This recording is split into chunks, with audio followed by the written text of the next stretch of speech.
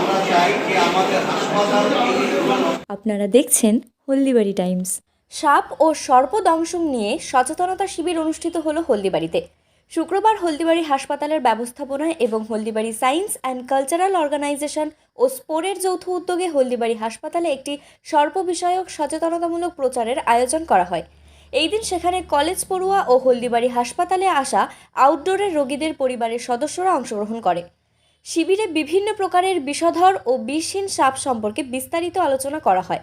বিভিন্ন প্রজাতির সাপের বাসস্থান, খাদ্যাভ্যাস ও চারিত্রিক বৈশিষ্ট্য সম্পর্কে ধারণা দেওয়া হয়। গ্রীষ্মের মৌসুমে সাপের উপদ্রব বেশি পরিমাণে দেখা যায়। এই সময়ে বিশেষত সাবধানে চলাফেরার পরামর্শ দেওয়া হয়।